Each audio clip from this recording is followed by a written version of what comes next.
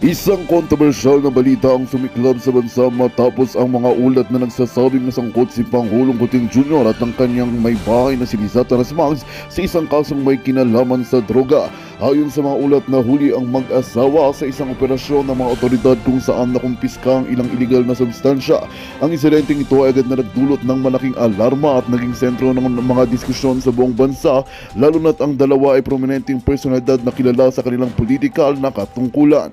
Dahil sa malalaking isyu ng kasong ito, nagpasya ang Korte Suprema na hindi magdalawang isip na pagpasya hinggil sa kaso ng mag-asawa. Ayon sa ilang eksperto sa batas, ang pagpapasya ng Korte ay maaaring magdulot ng malalim na epekto sa kasalukuyang administrasyon at sa pangkalahatang pananaw ng publiko. Isinasalaysay ng mga abogado na magiging masusing pagdinig ang magiging daan upang matukoy ang mga legal na hakbang na tatahakin ng mga akusado at kung paano nila ito lalampasan sa harap ng batas. Habang patuloy na umaabot ang balita tungkol sa kasong ito, ang mga reaksyon mula sa mga kababayan at mga political analysts ay nagsasabing malaki ang magiging epekto nito sa kasalukuyang administrasyon ng Pangulo.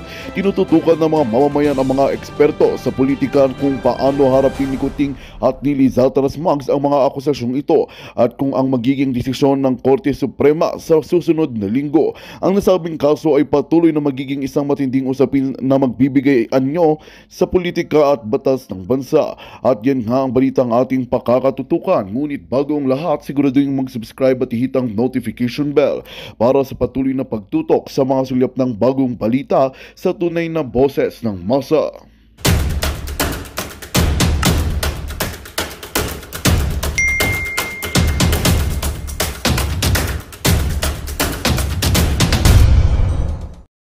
Interviewed by them, and I would slap them sa katotohanan. In fact, totoo sila, sabi ni Chihuahua na mga KOJC yun eh. Yes, correct. That was their and that was their prayer rally. Yet they are for Digong, for Tatay Digong. So what's the difference about it? Sa akin lang kasi talaga isang kongresista tapos isang COMELEC secretary nagpapakalat ng fake news. I am so disgusted sa mga, grabe talaga ang pera. Kinakain sila ng pera. It's not about them na humihingi ng pera. Kinakain sila ng pera. Kung sa mga wala na silang dangal, they were selling their, not only dangal but their soul sa gobyerno, sa administrasyon na to. So we really hope from our end dito sa Hong Kong, I think I was trying to float the idea na prayer rally kami, a peaceful prayer rally this, kung pwede kung makakalabas kami anytime of the day o hopefully by Sunday, gano'n, just to show sa gobyerno natin, sa gobyerno natin that we are here for, for peaceful means. Hindi dapat nila gawin yan kay PRRD. Hindi dapat. PRRD is there anytime, ewan ko, they would do that in a legal way. Okay, ganun. Ganun na ura-urara, diretso-diretso, parang hindi tao pagtatanong nila kay Tatay Digong. Nakakasakit-sakit ng ng damdamin talaga. And once again, I have to echo this, kung ginawa nila sa ganyan, former president, abogado, fiscal, they could also do that to anybody, sinong Pinoy, especially din yung walang kalaban-laban. Grabe. So yan lang po. Patuloy ang laban natin dito. Salamat. God bless us all.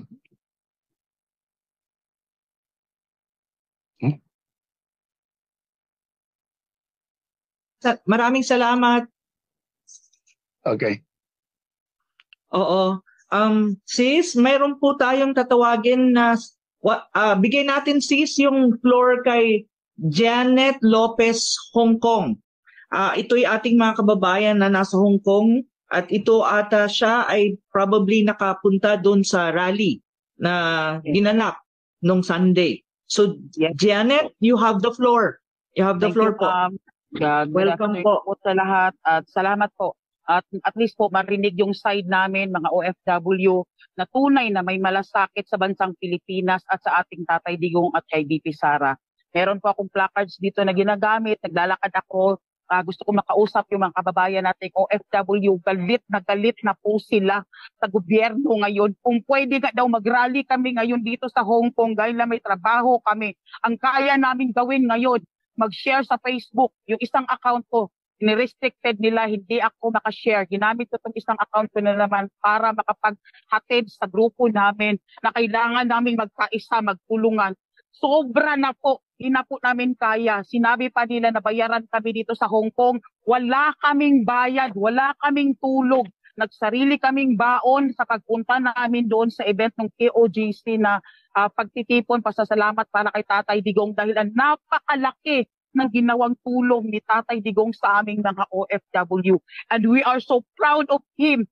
Even the foreigner dito sa Hong Kong, sabihin ko po sa inyo, sila pag nakita nilang nakaganito kami, naka-Duterte kami, sinasabi nila, nakaka-proud ang presidente ninyo. Napakagaling ng presidente ninyo. Pwede bang mahirap ang presidente ninyo? Hindi kami nahihiya sa panahon ni Tatay Digong. Ngayon sa panahon ng Marcos administration, nahihiya kami bilang Pilipino. Ang sinasabi nila, bakit daw napaka-weak ng presidente natin? Bakit daw walang proper ng presidente natin, respeto sa mga kapwa Pilipino? So, kami mga OFW, kung pwede po kaming maglabas ng sentimento, mag-rally dito sa Hong Kong, ginawa na po namin. Nakita nyo po yung nangyari sa KOGC. Hindi po yun, out of control na po. Kahit mga pulis, naglabasan na po dahil sobrang dami. Kung nakita nyo po yung bench, kasi ako nakiusap ako, nagpaliwanag sa mga OFW na unawain natin dahil yung event na to may limited seats lang sa loob. Kinontrol pa nga ng pulis dahil sa security ni Tatay Digong kasi wala po talaga sa plano si VP Sara na bumisita. Biglaan po sa pagpakita ng malasakit at papasalamat sa mga OFW. Ang inform lang po sa amin talaga bilang mga leaders, nandyan si Tatay Digong at magbisita mga senators na kakampi natin sa PDP. Pero nung pagpunta ni VP Sara, wala po. Pero talagang nakita ninyo ang pagmamahal ng mga OFW. Walang kain, walang tulog, madaling araw pa, naglalakad sila sa kalsada para maka-attend. Kasi first come, first serve ang pagpasok. So isa po ako sa nasasaktan itong si Garcia na sinabi niyang may bayaran na nangyayari dito sa Hong Kong at hindi po kaya kaming bayaran ang prinsipyo namin. Kahit anong bilyon man ibayad sa amin, hindi namin gagawin yun dahil napakalaking utang na loob ng mga OFW kay Tatay Digong at kay VP Sara. Ibinalik po nila yung respeto namin sa gobyerno. Ipinakita nila na pwede pa palang magbago ang Pilipinas, na meron pa palang pwedeng pag-asa through sa buhay ni Tatay Digong. Walang nagbigay ng pahalaga sa aming mga OFW kundi si Tatay Digong lang. Kaya napakasakit na ngayon ang ginagawa nila. Kung pwede lang durugin ng mga OFW ang nasa gobyerno, lalo na yan si Torre, si Marbil, lalo na yung mga kurap na mga government officials na nasa Kongreso, nasasaktan po kami. Umiiyak ang mga kasamahan kong OFW. Gusto na po, tumatawag sila sa akin, alam nyo ba, umiiyak na rin po ako. Dahil nasasaktan ako sa kanila in behalf of the OFW na ginagawa nila kay Tatay Digong. Sana makagantay din tayo para sa kanila. Kaya nananawagan ako na sana tulungan natin mag-rally na kayo, lumabas kayo sa kalsada dahil sobra na po ang gobyernong ito. Kung pwedeng mag-rally kami sa consulate ngayon, lalabas kami pero may mga employer kami. Ito na lang po ang paraan namin. Mag-ikot sa mga kababayan nating OFW dito, makiusap, makiisa, magbantay sa Facebook. Salamat po, pasensya na po talaga. Emotional po kami lahat dito ngayon. Kung kita lang po ninyo sa group chat namin, sa ilang group chat na sinalihan ko, talagang madudurog po ang puso ninyo sa kanila. They are praying for the Philippines. Lahat ng mga Christian community ko, iba't ibang grupo, INC, UCKG, mga lahat ng grupo, nagpe-pray po sila dahil nasasaktan sila kahit hindi sila nagjo-join sa politika. Pero ngayon po, nakita mo po, ramdam mo po mga JL friends ko na tumutulong din po sila na magdasal dahil nasasaktan po sila sa sitwasyon natin sa Pilipinas. Sorry po and thank you po sa inyo. Napakalaki, Ma'am Maharlika, Ma'am Ann. Thank you po sa inyo kay Harry Roque, kay Spokesary Roque. Salamat po sa inyong lahat talaga. Napakalaking tulong nito, Ma'am Peebles. Thank you sa inyong lahat. And we are praying. Prayer po ang susi namin dito sa Hong Kong sa mga kababayan ko kay Tatay Digong. Maraming salamat po. God bless Yes, po. thank Maraming you, Janet. salamat. Thank you. Thank you so much, Janet. Maraming salamat. Oo. At sana marami pang mga taga Hong Kong, no, yung ating mga kababayan sa na OFW sa Hong Kong, ang pumasok sa Zoom at magsalita po kayo kasi may mga sinasabi sila eh. Hindi ko nga sure kung verified yung information na galing mismo kay Garcia. Buying na nangyayari sa doon sa Hong Kong na, yung rally or yung KOJC event. At actually it was a KOJC event. Ang tanong ko, bakit naman nila nasabi wala ngang pera yung nawala si Diyos ko, kuhain up ni Well, PRRD eh. Ang dapat nilang tanungin at imbestigahan is kung sino nga ba talaga ang nagbo-vote buying kasi we're in the advent of midterm election. So sana ang ating mga kababayan sa Hong Kong, lalo na yung mga nakadalo doon sa pasasalamat na inorganize ng KOJC, magsalita, pumasok po kayo dito sa Zoom na to at para masabi ninyo kung ano ho ba talaga ang totoo at masabi din ninyo kung tama nga ba ang mga paratang na ganito. Kasi po ako, hindi ako naniniwala. Marami akong kaibigan na nagpunta doon sa gathering na yon dahil mahal nila ang former president at I think the vice president was there and they also love the vice president. It's out of love and it's out of, of personal conviction. Kaya nandun sila at nakiisa sila sa gathering na yon at walang bahid yun ng kung sinasabi na vote buying daw. Diyos ko Lord, nakakaloka. Ma'am, ko lang. Hindi po kayang bayaran ang mga OFW dito sa Hong Kong. Mismo kami na nga po ang bumibili ng t-shirt namin, jacket namin. Kami po ang gumagastos sa sarili namin para maipagtanggol si Tatay Digong at pakita yung suporta namin dyan sa Pilipinas. Kahit anong bayad nila, sabihin nilang bayaran kami. Hindi kami natutulog, nagmo-monitor kami sa Facebook. Kung pwede lang mag-rally kami everyday dito, may mga trabaho lang talaga kami at employer. Kaya napakasakit na sinasabing bayaran kami. Never mababayaran ang OFW dito sa Hong Kong. Kung yung 200 nila, kami na lang magbayad sa kanila kung gugustuhin nila. Mabuti na lang, ma'am, at sinabi mo yan. Mas mayaman pa ata kayo eh. Ipamunhin nyo na ako on and off, no? Kasi gawa na naman yung petisyon na ihahain sa Korte Suprema para ipatigil itong mga nangyayaring to, no? At pinamadali ko nga dahil dun sa apila ni Mayor Baste na mukhang isasakay na sa eroplanong presidente, no? Pero nananawagan ako dun sa mga nasa loob na kasama si Pangulo, no? Hindi makapasok yung tao ko na daladala ang petisyon, no, for the signature of the president, no? So paki-check lang sa labas kung sino yung tao ko na daladala ang papeles para pipirmahan ni Presidente Duterte at maihain na sa Korte Suprema dahil baka mamaya maisakay na yan sa eroplano at magiging mutin na academic na nga itong petition nito, ha? So excuse me again habang tayo po ay nakipagtulungan, tinatawagan ko rin si Attorney Trixie. Attorney Trixie, kung ikaw nasa loob na, pakisabi na meron ng petisyon na nag-aantay sa labas. Nabasa na naman niya ni Executive Secretary Medellea. Napakatagal ng panahon. Siguro na 6 months ago nabasa na yan. In-update lang dahil nga sa mga pangyayari na nag-issue na ng warrant of arrest ang ICC dahil yun na lang yung fill in the blanks dyan, no? So hanap lang sa labas yung tao ko na daladala ang dokumento for the signature. At pakisabi rin sa kanila, Attorney Trixie, pakitext lang sa akin lahat ng mga pangalan ng nais na pumirmang mga abogado kasama ang PTR, IBP at MCLE numbers nila para include doon sa petition mismo. Ang lalagdaan lang man ng presidente dyan ay yung verification and certificate of non-forum shopping.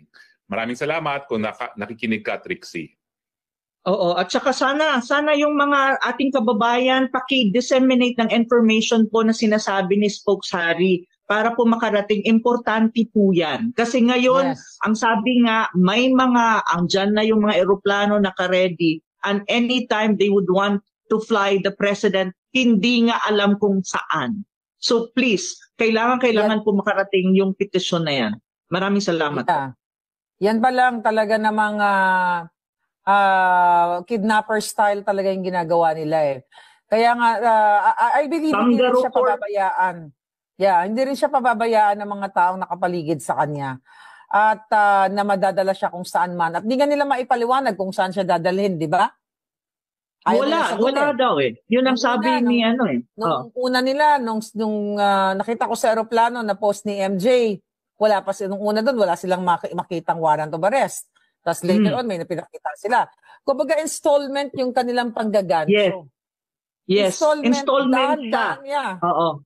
Yeah. Kasi hindi sila wala sila eh. Kapag halimbawa tayo, nagsabi tayo, Mother Dragon na, asan yung warrant of arrest? Bigla silang gagawa ng warrant of arrest. Parang ganun ang nangyayari. By the way, mga kababayan, Spokes, I hope naririnig mo ito.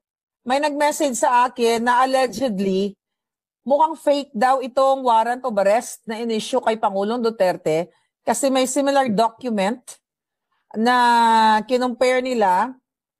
Sabi dito, peke at forge ang warrant ni PRRD. Dapat suriin kasi may identical documents from Italy na isa ding warrant of arrest sa certain person na parang, binura lang, penalitan and everything. So yan, isa yan sa titignan natin na suriin kung authentic yung warrant of arrest na yan. Spokes, anong gagawin natin dyan? Spokes, Hari, kapag ganitong, kaduda-duda. Nako, alam mo, i-check ko uli kasi pinadala naman sa akin ito. Merong ako naka-flash sa screen ko.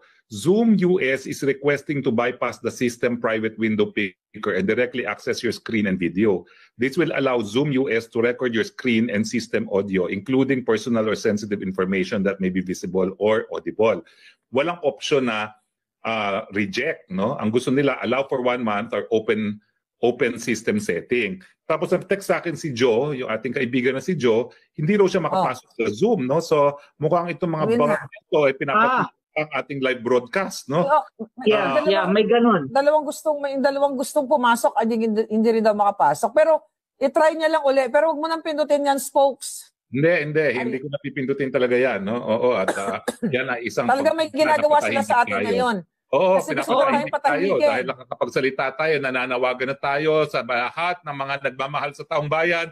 Magtungo na po kayo sa EDSA. Hindi na po pwede na nagmimiron-miron na lamang. Kung dati sa tingin nyo tama lang ang pagsali sa Facebook, hindi na po tama lang ang Facebook, hindi na po tama lang ang internet. Kinakailangan ibuwis na natin ang ating apply para sa demokrasya. Hindi na po tayo pwedeng petik-petik. Ito na pong araw, Marso 11, makasaysayan na araw. Bakit nga ba kapag February, Marso may nangyayari, no? Yung unang EDSA po, Pebrero, kung hindi ako nagkakamali, yung kay ERAP, parang Enero ata yun, no? Talagang hindi nagkakalayo. Pagka bagong taon, nangyayari ito talaga sa ating kasaysayan, no? So pumunta na may mga messages tayo dito, Spokes, na ang sabi ng ating mga kababayan, nakalock po ang Zoom. Actually, hindi naman nilock ang Zoom. Papasok ko din sana yung vlogger na kasama namin, parang hindi makaano. Tapos maraming nga po di makapasok sa live. Oo. Tapos ang may panawagan dito, First time to. Sis, first time to. Tinatry kong gawan ng paraan pero hindi talaga. Actually, inaayos ko na kanina pa. At saka ang gusto ng Zoom kasi, buksan daw natin yung open system setting. Baka para tayo ay patigilin. No? Para patigilin tayo. No. Oo. Mamaya. Sige lang. Padala ng mga bangag yan. Don't click talagang ang panunupil hindi lang nangyayari sa doon sa Villamor, pati dito sa internet, subupin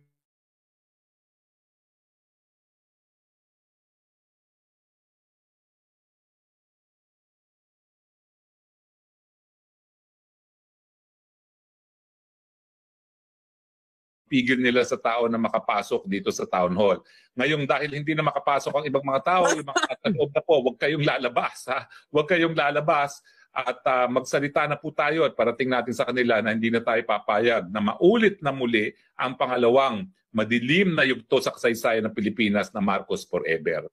Tayo po at saka po, kung hindi sila makapasok sa live since we're experiencing technical problem at feeling ko there's something going on, ang advice ko sa ating mga kababayan, paki-share po ng live na to at doon po mismo, halimbawa sa account ni Spokes Hari, sa akin at saka kay Mother Dragon, doon po ilagay nyo po yung mga saloobin ninyo, itatry po naming basahin din para Oo, para masabi namin. sinusupit nila yung pagpasok sa Zoom, babasahin na lang natin. In fact, gawin natin yan. Tingnan natin dito sa... Yes, sabi ni chat, Dion, no? we cannot only pray and speak. We must act. So yan ang sabi ng ating mga palangga. Alright? At saka wag po, sabi dito ng isang IT natin Spokes at saka Mother Dragon, wag po attorney dahil pag-click ng okay, yung sinasabi kanina ni Spokes, makukuha nila ang pag-control at i-trace nila ang IP address ng mga delegates. So ibig sabihin, Spoke, wag mong galawin yon. Hayaan mo lang yung IP natin. Pinipilit na ini-infiltrate tayo para talaga mga rebuilding mga inayupak na yan. Oo nga eh. Parang, no? Mas wais po kami sa inyo. Natatakot sila ata eh. Natatakot sila eh. Ng teknolohiya na nagbibigay buhay sa malayang pananalita. Hindi nyo po kami masusupil. Malalaki mga bibig namin. Okay, so basahin natin ang mga text sa mga tao. Mark, what can we do, said Harry? Is there anyone who could provide us with assistance? I feel so hopeless. Wala akong magawa. Well, kung nasan man kayo, magtipon-tipon kayo, iparating nyo ang mensahe ninyo na talagang we love Duterte and we will stand for and we will dive asserting Philippine sovereignty and democracy. Si Jess I. Lau, MPA, it triggers my anxiety. Si Mona, how can we help PRRD? Brian's iPhone, naawa ako kay Tatay Digong, mga traidor. Nakagagalit na po ito kay Ramon. Nakakagalit na po ang ginawa nila. Kay sa lahat ng mga nagtatanong, kailan tayo lalabas? Ngayong araw na po kayo lumabas. Oo, lumabas na kayo. Pupunta na yung mga vloggers na sa EDSA na.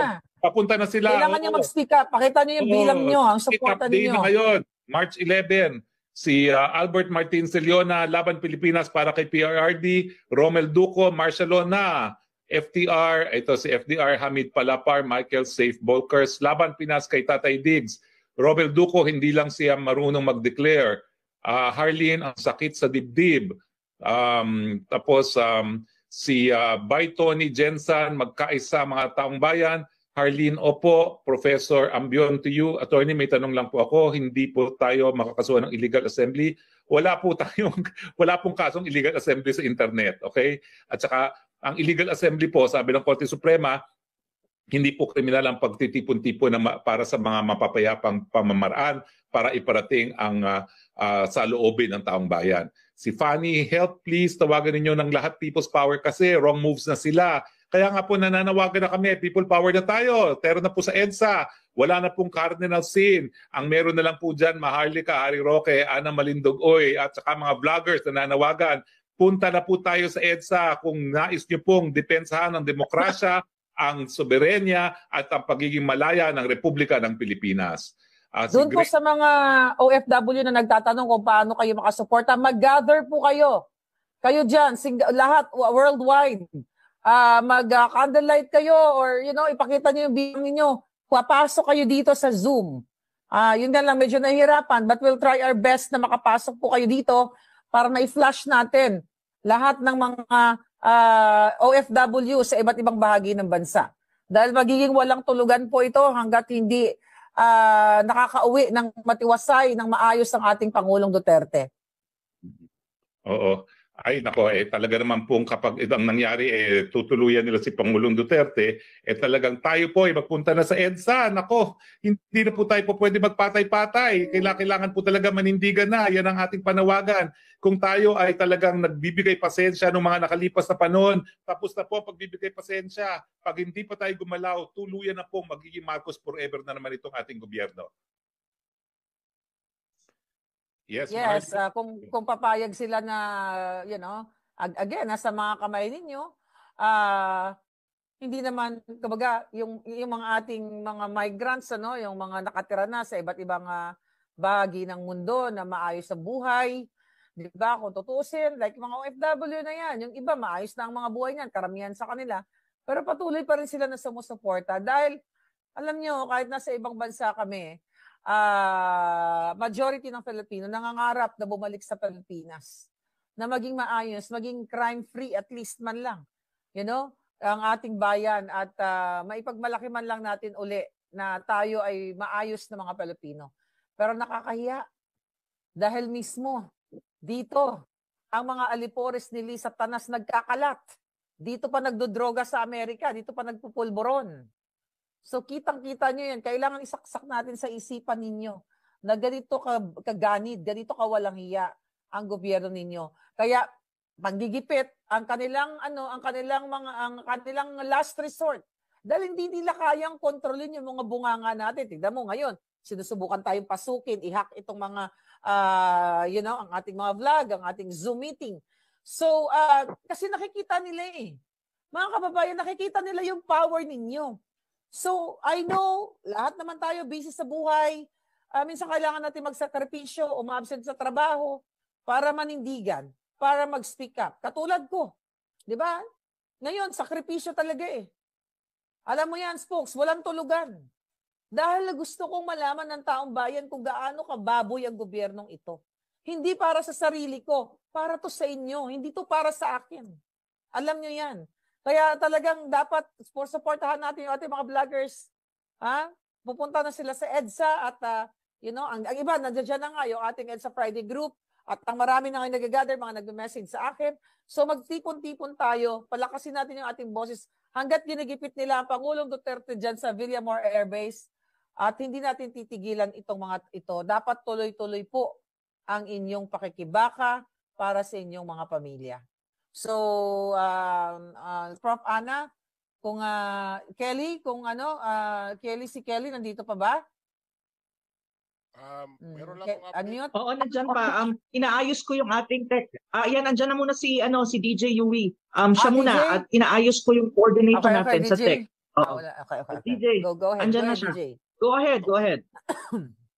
Update lang kasi kanina pa ako nagsisearch, wala pa talaga akong makita kahit yung sinasabing red notice ng Interpol, wala pong pangalan ni PRRD doon. At doon din sa International Criminal Court, tiningnan ko rin yung sinasabing warrant of arrest na... Mahina po ang audio niya, mahina po ang audio. Ano? Anong Mahina po, audio ko? mahina. Mahina Ano po. kahina? Mahina ba? 1, 2, 3. 1, 2, 3. Malakas na yata. Teka, saglit lang ha. Anong nangyari? Bakit mahina? Mahina ba audio ko, Prof? Mahina po. Wala akong marinig. Medyo mahina. DJ, medyo mahina siya ng konti. Siguro ilapit mo ng konti. Ayan. Malakas na ba? Malakas na? Hindi masyado. Oo, sige. Naririnig pa rin. Pero medyo hindi pa rin. Huwag tayo magpasupil, walang bibitiw. Hindi tayo magpigil ng broadcast. At kaya naman tayo sinusupil na ay napakadami na natin. No? Kanina pa nag-100,000 na tayong mga nagsasama-sama dito. Ngayon titignan ko kung ilan na. At kaya gusto na nila tayong patayin at gurgurin at patahimikin. No? Anyway, ayan, 1, 2, 3, 1, 2, 3, 1, 2, 3. Yan. Okay ka na. Narinig ka naman namin. Okay. Yun nga, uulitin ko yung update nga na kanina pa ako nagsusearch sa Interpol, sa ICC. Wala po talaga akong makitang dokumento regarding sa arrest, warrant of arrest ni PRRD. So, malamang manipulated lahat po itong nilalabas nila. So, dapat po makahanap po tayo ng source talaga kung totoo ba talaga yung nilabas na Interpol red notice. Kasi kung may red notice, nilalagay nila sa website nila. So far, wala pong apelidong Duterte na lumalabas sa kanilang website sa Interpol. Kaya malamang ito po isang manipulation ng bangag na gobyerno ng Marcos. Oo, dahil kanina rin nakakuha rin ako ng impormasyon galing naman sa dahig mismo, no?